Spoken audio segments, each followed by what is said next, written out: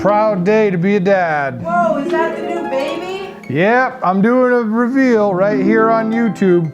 It's a brisket, baby! Excellent! Let's cook some brisket! And we had twins!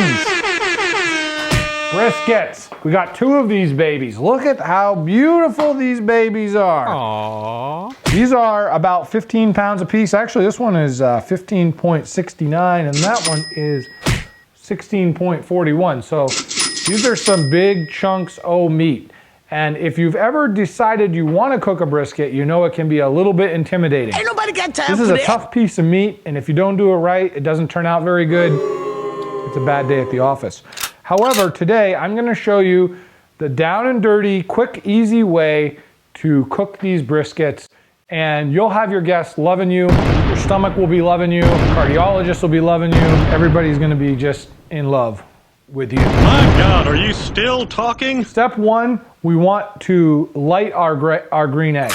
So it takes quite a while for the egg to come up to temperature, and we want that egg to be 100% stabilized before we put these on the egg, because you know once you put them on the egg, the temperature is going to go way down. We want to set our egg for indirect cooking at 225 degrees. That's our optimum prime smoking temperature for this meat. You can cook them hotter and it will cook them faster, but from my experience, 225 seems to be the sweet spot. By the way, there are a lot of different ways to cook brisket. Some people will cook them part way and they'll foil it. We're not even doing that. We're cooking these things, as they like to say, naked. Wait, what? We're cooking them naked. We're not gonna foil them. They're gonna cook their entire duration open, and it's gonna be amazing.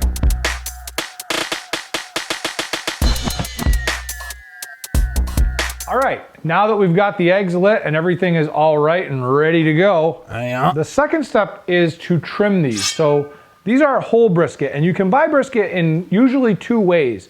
You can buy like a brisket flat. So the brisket flat would be this section of meat right here, or really right to here, this whole piece. That's the flat piece of the brisket. And you can see why they call it that, because it's flat and it's part of the brisket. It's a flat part of the brisket. This section right here is called the point. And the reason why they call it the point is because it's a point. Shut up! Purchase this as a whole, so it's not trimmed. It's got a chunk of fat here. It's got a fat cap on the back, and it's just the whole big piece. So what we want is we want this to cook uniformly, because this thick piece right here is not going to cook at the same rate as the flat. So what we're gonna do is we're gonna actually trim this down, and we're gonna make these flat, and we're gonna square off the edges. Then we're gonna get our season on, and then we're gonna cook them. Let's trim. First thing I'm gonna do is I'm gonna start by cutting off on the top of this muscle some of these big ridges of fat. Be careful when you're cutting these, because this is tough meat and you don't want to slip and cut yourself. So as you can see, you just want to trim just the fat. We have a fat cap on the back of this, so don't worry about the flavor. You're not going to intrude on that. You're just trimming it off, that's all. And you're giving a little piece to the dog. We've trimmed all the fat off, and inside of the brisket itself, there's going to be a vein in between the point and the flat, okay? And again, this is where a lot of butchers will cut this if you don't buy the whole brisket. What I've done is I've taken my knife and I've sliced in and peeled this back, and I have gotten most of the fat off of this. We don't take all of it off. Again, the flavor's in the fat. On the back of this, we have got the remnants of the fat cap. Now, yes, the edges have been trimmed down, but we still have a very good layer of visceral fat here that's just sitting on top. And when we cook this, this is gonna be up and it's gonna melt down into the meat. It's gonna be excellent.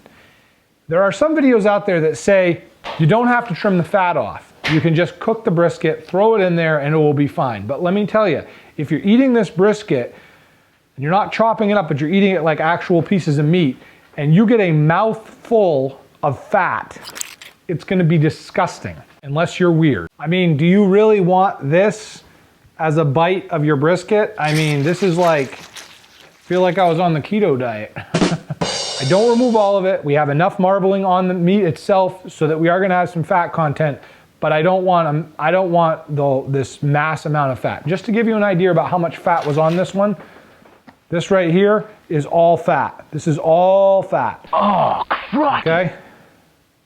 It's like a meat necklace. I feel like a pop singer. Lady Gaga! All right, now that we are done trimming this one up, I'm gonna finish trimming the twin, and then we're gonna spice me. We've notched the edge of the brisket so we know which way the grain goes. You can see right here that I cut it with a knife. I took a slice.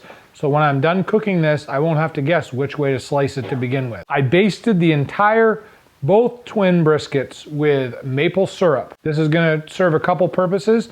This maple syrup is going to caramelize and help my rub stick. I also mixed in some coffee brandy with it because of the sugar content and the alcohol content and the flavor of coffee. They really work well with the flavor profile of brisket. That is my secret weapon, by the way, I just shared with you. My next step I'm gonna do is I'm gonna hit this with some brown sugar. Diabetes. What the brown sugar is gonna do, again, is add a little bit of sweetness to it. Sugar doesn't stay dry. It's actually gonna turn into a syrupy type granular mixture, and that'll be just fine because my rub is going on next. All right, now we're gonna hit this with a rub. Now this spice rub is something that my butcher actually makes down at the store, which is cheaper than I can buy it, and it's better than I can buy it. Yeah. It is dried onion flakes, garlic, salt, pepper, and some other stuff. You can go about making your own rub, but you know, there's so many commercial rubs out there, and they buy this stuff by the shipload that I can't really compete with the price of it. So I'm gonna sprinkle it on. I'm gonna give this a generous coating. If you're buying a bottle of rub for a brisket, you should probably use the whole bottle. Give us some. Okay? You don't want to skimp on this part. This is what is going to help make that bark of flavor.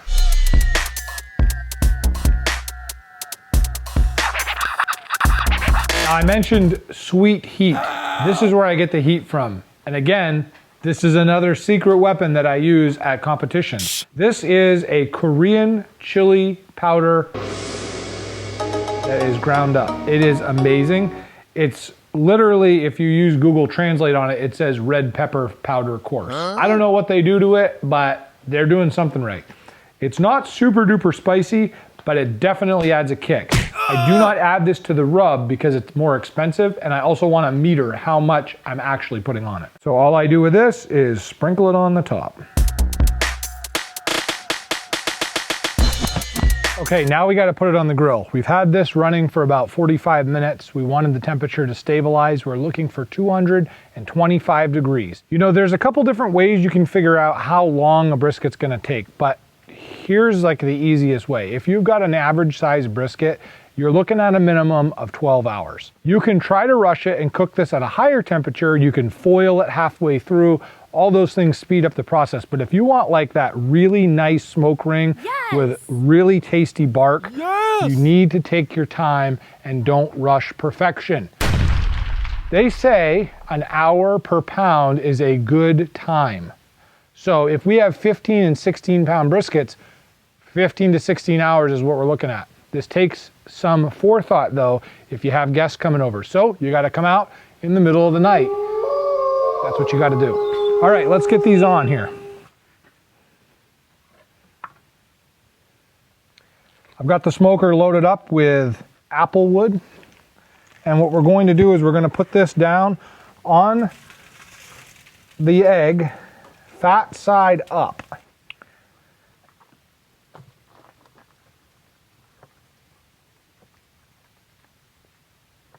Now you don't really want them to touch each other. You want the smoke to be able to permeate all around. But I mean, this is some meat on this. This is an XL and it's big. So you have to flim flam a little bit.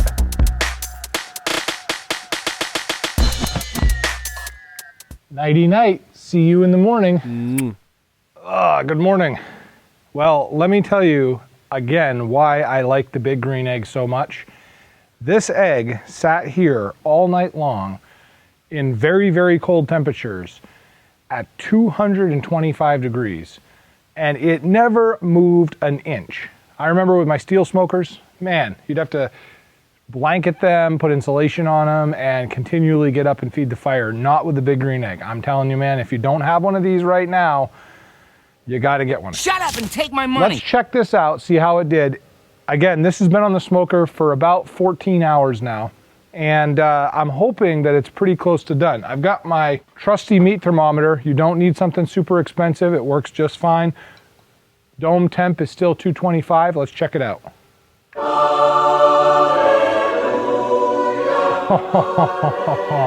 Oh my word. The bark on this looks just amazing. And they just look so perfect. Whoa. You can tell the doneness of a brisket too, actually, by how easy that probe slides in and out.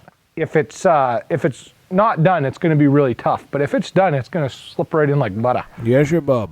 Oh, this is perfect. So we want a minimum temperature of 160 degrees. We're actually at 180, but anywhere between 175 and 180, that's the magical area where this brisket really turns into a really nice piece of meat. We're not done cooking these yet. What we're gonna do now is we're gonna take them off and we're actually going to wrap them in saran wrap. Then we're gonna wrap them in aluminum foil and we're gonna put them in a cooler. And then they're gonna sit there and they're gonna rest for a couple hours while all the juices just kind of get locked in there. This is a really important part of brisket cooking. If you don't foil it in the egg itself, you wanna make sure that you wrap it tightly. And the saran wrap is that moisture barrier that keeps the juices from escaping. Don't do it in your refrigerator though, because everything in your refrigerator is gonna taste like a brisket, which may not be a bad thing, but I don't know about you. I don't like having, fruit that tastes like brisket. Although, all right, let's pull these off. Right. I just had a piece of it. It's just so good. This is gonna get better though when we let it rest. Don't get greedy and cut it right now. You wanna let it rest. I'm just gonna wrap it up. Wrapped up nice and tight. Then we take aluminum foil, just as a second layer. I like to do shiny side in. It's like a miniature meat greenhouse. And now we take this and we're gonna put it right in the cooler and we're gonna let it sit for an hour or two, just to let it rest. All right, well, just wanna take a shout out real quick and tell you thanks a lot for watching the video.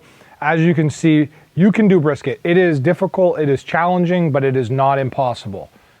Thanks again for watching. Look us up on Facebook and Instagram, and be safe out there.